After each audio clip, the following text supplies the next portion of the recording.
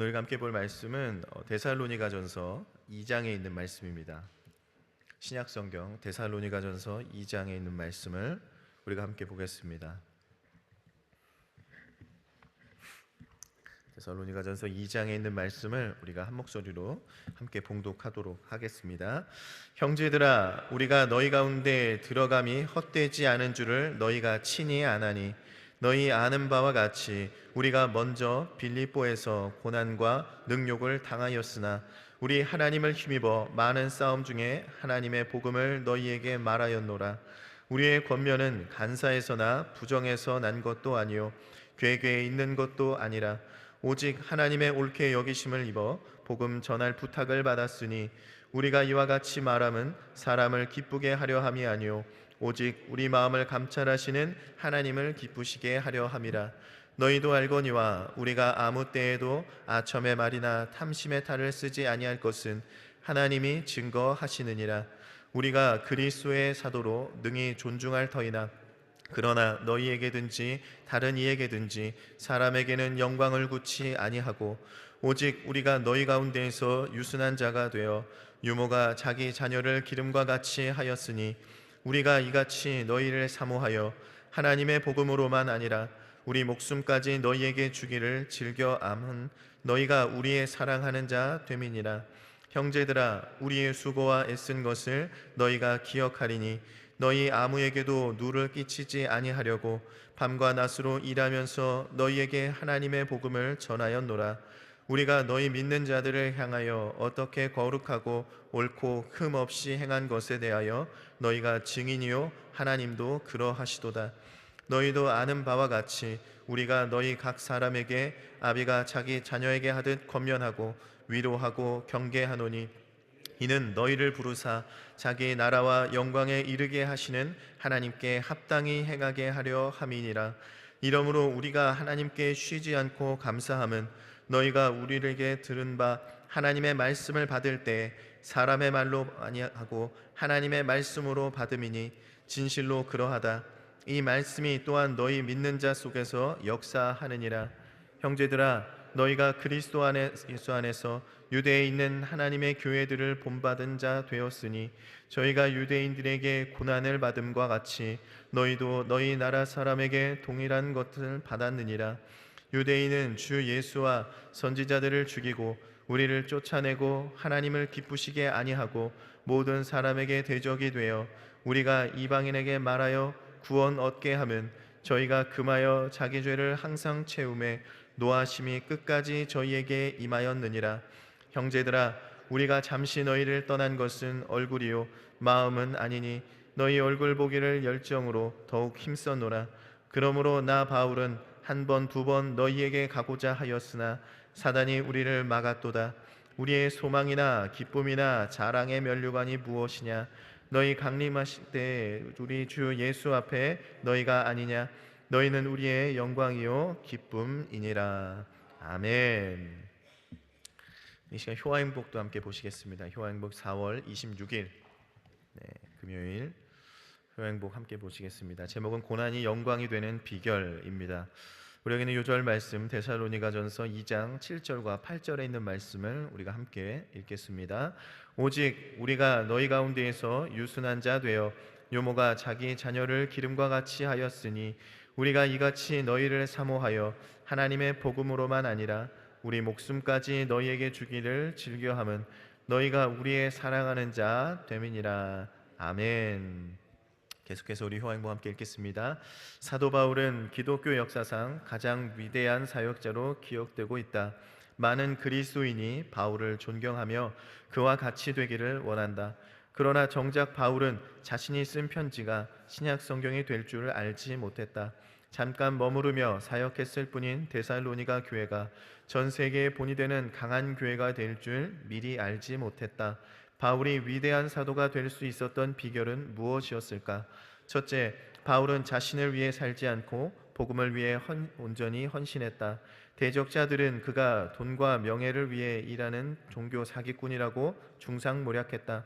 그러나 그는 사도로서 생활비를 교회로부터 받을 수 있을 권리가 있음에도 불구하고 오히려 스스로 생활비를 벌기 위하여 밤낮으로 일했다. 바울은 오직 교회를 세우기 위해 수고하고 애썼다. 둘째, 바울은 진심으로 사람을 사랑했다. 바울은 불신자들에게 복음만 전해주지 않았다. 그는 자신의 목숨까지 내어줄 정도로 사람을 사랑했다. 유모가 자기 자녀를 기름같이 아비가 자녀를 하듯 오직 한 영혼을 세우는 일에 생명을 걸었다. 셋째, 바울은 사람을 보지 않고 하나님이 기뻐하시는 일이 무엇인지만 생각했다. 바울은 사람들에게 영광을 구하지 않았다. 하나님께서 자신에게 맡기신 일이 무엇인지 알았던 바울은 순간순간 오직 그것에 성실했다. 하나님께서 기뻐하시는 일이 무엇인지를 잘 알았던 바울은 혹독한 고난과 능욕을 당하면서도 복음 전하는 일을 포기하지 않았다. 바울은 위대한 사역자로 기억되기 위해 일하지 않았다. 하나님이 주신 꿈을 꾸며 성실한 일꾼, 책임감 있는 목자가 되려 했을 뿐이다. 자신을 위해 사는 자는 고난 앞에 주저앉지만 주님을 위해 사는 자는 고난을 통과한다. 바로 이것이 바울이 위대한 사역자가 될 수 있었던 비결이다.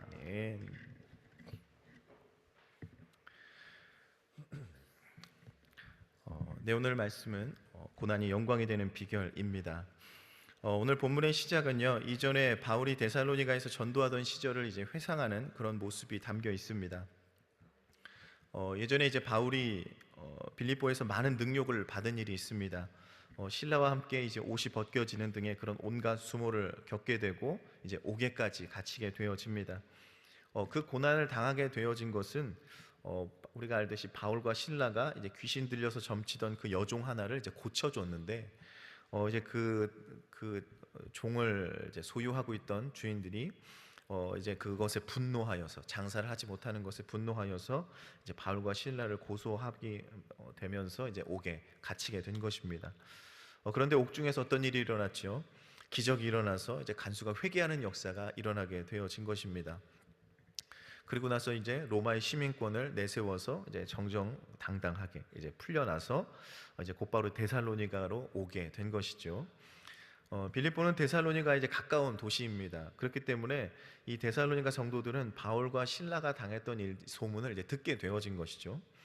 그리고 바울은 이러한 사실을 이제 다시 한번 그들에게 기억나게 하고자 오늘 2절에 그렇게 얘기한 겁니다.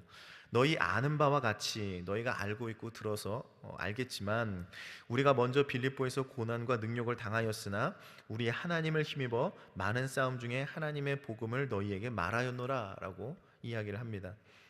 너희도 알고 있지 내가 거기서 복음의 싸움을 싸웠다라는 거예요. 많은 싸움을 싸웠다라는 거예요. 여기서 싸움이라는 건 뭡니까? 이것은 정말 목숨을 걸고 격렬하게 싸우는 싸움을 이제 이야기를 하는 것입니다. 우리가 목숨을 걸고 주님의 복음을 증거했으며 그 복음이 지금 너희들에게까지 전해진 것이다라고 이야기를 하는 것이죠. 바울은 우리가 복음을 전하는 것, 이것은 사람을 기쁘게 하려는 것이 아니라 하나님을 기쁘게 하는 것이다. 이렇게 얘기를 하면서 우리가 복음을 전할 때 아첨의 말이나 또 탐심의 탈을 쓰지 않고 전했다라고 이야기를 하고 있습니다. 여기서 이 아첨과 아첨의 말, 또 탐심의 탈, 이것을 우리가 좀 보려고 하는데요. 아첨이 뭡니까, 여러분? 아첨. 스스로의 어떤 욕심을 채우기 위해서 진실이 아닌 어떤 타인의 기분을 맞추어 가면서 하는 행위를 이제 이야기를 하는 것이죠. 또 탐심의 탈은 무엇입니까? 이것은 쉽게 말하면 이제 가식적인 태도, 이런 것들을 이제 이야기를 하는 것이죠. 우리가 때로는 복음을 전할 때 우리가 이것들을 참 조심해야 됩니다. 아첨하는 말과 탐심의 탈을 쓰지 않아야 된다라는 것이에요. 사람에게 선한 말을 하는 것, 사람에게 선한 행동을 하는 것, 그것과 또 그들을 비위를 맞추기 위해서 또 가식적인 태도를 대하는 것, 이것은 다른 문제다라는 거예요. 왜 우리에게서 이런 아첨하는 말이 나오게 되어지고 또 이런 탐심의 탈을 우리가 쓰게 되어지겠습니까? 이것은 어떻게 보면 은혜를 누리지 못하기 때문일 것이에요. 내가 하나님의 은혜를 누렸다라면, 지금 내가 하나님의 은혜 속에서 내가 합력하여 선을 이루는 삶을 살고 있다라면 이것은 내 삶에서 그들에게 간증이 되어질 것이라는 것이죠. 이것이 정말 교회에 나오도록 또 어떻게 하려고 우리가 비위를 맞춰가며 하는 그런 아첨의 말일 수는 없다라는 것입니다. 내가 하나님의 은혜를 누려서 내 삶이 변화가 되어지고 내 가정이 화목하게 되어지고 정말 복음화를 이룬 그런 믿음의 가정이라면 우리가 정말 잘 믿고 있다고 좋다고 하면서 그런 가식적인 모습을 나타낼 수는 없다라는 것입니다. 가식이 필요가 없다라는 것이죠. 정말 하나님이 주신 은혜가 우리 가정에 충만한데 우리가 그런 모습을 나타낼 필요가 없다라는 것입니다. 우리가 교회 안에서도 마찬가지죠. 우리가 또 교회 안에서 어떤 말들이 또 아첨하는 말들이 됩니까? 때로는 우리가 신앙의 올바른 길을 걷지 못하고 또 때로는 불순종의 길을 걸어가고 하나님의 뜻과 다른 길을 걸어가는 성도가 있다라고 한다면, 그 사명을 감당하지 못하는 자들이 있다라면 그들에게 너 잘하고 있어 이런 얘기를 하지 말라는 거예요. 그것이 때로는 아첨하는 말이 될 수 있다라는 거예요. 물론 우리의 마음은 뭐예요? 위로하는 말이겠죠. 위로하려고 하는 말이겠죠. 하지만 때로는 그것이 신앙의 유익이 되지 못할 때가 있다라는 것입니다. 그래? 뭐 이만하면 뭐 괜찮겠지. 이런 마음을 품게 되어진다면 주님께 더 간절히 기도하지 못하고 주님을 더 의지하고 주님께 나아가는 길을 오히려 우리의 말이 방해하고 있다라는 것입니다. 우리의 믿음의 형제가 하나님께 더 부르짖을 수 있도록, 그가 어려움에 처했을 때, 정말 가정의 위기가 찾아왔을 때 함께 기도하고 슬퍼하고 그 신앙의 성장을 이루기 위해서 우리는 권면하고 위로하는 말을 해야 된다는 것입니다. 그런 여러분, 이 위로의 말과 아첨하는 말을 여러분 구분하셔야 된다는 거예요. 또 우리가 교회 안에서 탐심의 탈을 쓰는 것, 가식의 모습을 나타내는 것, 여러분 어떤 것들이 있을까요? 우리가 때로는 복음을 전하지 않으면서 내가 온전한 그리스도인 척하는 일들이 있다라는 것이에요. 그런 가면을 쓰고 있다라는 거예요. 이런 것이 때로는 가식의 모습이 될 수 있다라는 것입니다. 이건 그냥 여러분 내가 가서 누구 뭐 전도 안 해오면 이거는 가식입니까? 이런 말이 아닙니다, 여러분. 내가 내 삶의 어떤 말이나 행동에 예수님의 향기가 묻어져 나오고 또 주님이 주신 그 사랑이 쏟아져 나온다면 그 삶은 복음을 전하는 자들의 모습이 되어질 것입니다. 그런데 내가 삶이 그렇지 못하고 내 언어와 내 모든 삶의 모습들이 하나님의 영광을 돌리지 못하는 모습이 되어진다면 그것은 결국에 내가 신앙생활 가운데 가식의 가면을 쓰고 있을 수밖에 없다라는 것입니다. 다시 말하면 내가 교회 안에서 사랑을 배우고 또 예수 그리스도의 섬김을 배웠지만 집에서 이웃에게, 직장에게, 또 교회 안에서 이런 섬김의 모습이 나오지 않는다라면 그러면 결국에는 가식의 가면을 쓰고 있을 수밖에 없다라는 것입니다. 그렇게 교회에서 천사 같은 여러분들이 가정에 가서 막 나쁜 말들을 하고 상상이 안 됩니다. 저는 여러분. 여러분의 천사이면 하나님의 말들이 여러분 가운데 나타나게 될 줄 주님으로 축원을 드립니다. 그런 모습이 다른 모습, 우리가 교회 안에서의 모습과 교회 문 밖을 나가서의 모습이 정말 다르다면, 여기서는 하나님의 은혜를 누리는 삶 같은 모습을 보이지만 나가서는 세상의 모습과 같은 모습이라면 결국에 우리 삶은 가식적인 모습이 될 수밖에 없는 것입니다. 바울은 우리가 너희에게 복음을 전할 때 아첨의 말, 탐심의 탈을 쓰지 않았다라고 분명하게 이야기를 하고 있습니다. 이것을 너희도 알고 누구도 알아요? 하나님도 알고 있다, 이렇게 지금 이야기를 하고 있는 것입니다. 우리가 왜 이렇게 복음의 삶을 살아야 됩니까? 그냥 교회에 그냥 막 데리고 많이 내가 한 100명 전도하면 그거 좋은 거 아닙니까? 교회도 좋고 하나님도 좋고 다 좋은 거 아닙니까? 그냥 교회 안에서도 좋게 평화롭게 그냥 아무렇지도 않은 척 그냥 다툼이 없이 그냥 그렇게 지내면 그게 좋은 거 아닙니까? 그렇지 않다라는 거예요. 우리가 믿음에 연약한 자, 잘못된 길을 걸어가면 따끔하게 권면할 때도 있어야 된다는 거예요. 그냥 직분도 감당하지 못하고 사명도 감당하지 못하는 자면서 그냥 잘하고 있다, 그 정도면 괜찮다고, 거기까지만 해도 괜찮다고, 여러분 이런 말들이 아첨의 말이 될 수 있다라는 것입니다. 여러분 우리가 복음을 위해서 살아가다 보면 많은 고난을 당하게 되어집니다. 그런데 그 고난이 정말 아무 의미 없는 여러분 고생으로 끝나지 않기를 바랍니다. 우리가 십자가를 지고 나아가는 그 고난의 길이요 영광의 길이 되어지기 위해서는 우리가 온전한 믿음 또 온전한 복음을 전해야 될 줄 믿습니다. 그렇다면 우리가 어떤 삶이 정말 고난이 영광이 되어지는 삶이 되어집니까? 오늘 바울이 전한 복음의 모습을 보면 그렇습니다. 오늘 7절 8절 오늘 읽었던 말씀에 보면요, 우리가 너희 가운데 유순한 자가 되어서 요모가 자기 자녀를 기름같이 하였으니 우리가 이같이 너희를 사모하여 하나님의 복음만 아니라 우리의 목숨까지 너희에게 주기를 즐거함은 너희가 우리의 사랑하는 자 됨이라 라고 말씀하고 있습니다. 바울이 전했던 복음의 모습이에요. 여기에는 아첨의 말, 탐심의 탈 이런 것들이 없다라는 것이죠. 바울이 다른 사람의 아이가 아니라 내 자녀를 기름같이 너희를 길렀다는 거예요. 여러분 남의 자식은 안 예뻐도 예쁘다 해줄 수 있죠. 네, 안 똑똑해도 그 똑똑하다 해줄 수 있어요. 하지만 우리 자녀를 기를 때는 좀 다를 수 있겠죠. 우리 자녀를 기름같이 정성으로 진실함으로 그렇게 길렀다라는 거예요. 그 온유함으로 또 하나님 주신 사랑으로 그들을 보살폈다라고 얘기를 하고 있는 것입니다. 근데 이것이 뭐 그때는 그랬지, 내가 너희들을 그렇게 했었지, 이런 과거의 말이 아니고요. 이것은 현재 이루어지는 말입니다. 지금도 그 사랑이 너희를 향해서 계속되어지고 있다라고 이야기를 하는 것입니다. 물론 바울은요, 자신의 생명을 조금도 귀한 것으로 여기지 않았다 그러면서 목숨까지 이제 내어놓았다라는 여기 표현을 썼는데, 바울이 여기서 목숨까지 너희에게 주기를 즐겨하면 이거는 어떤 순교의 의미보다는 이런 의미가 더 가깝습니다. 내가 당신을 목숨을 다해 사랑하겠다, 목숨을 바쳐 사랑하겠다, 여러분 이런 말들 들어보셨죠? 내가 목숨을 다해 당신을 사랑하겠다, 이런 말처럼 바울은 내 삶에 내가 전심으로 나를 희생하며 헌신하면서까지 당신들을 사랑할 것이다 라는 의미를 담고 있다라는 것입니다. 그런 여러분, 복음을 전할 때 가장 중요한 마음이 무엇입니까? 사랑의 마음이 있어야 되는 거예요.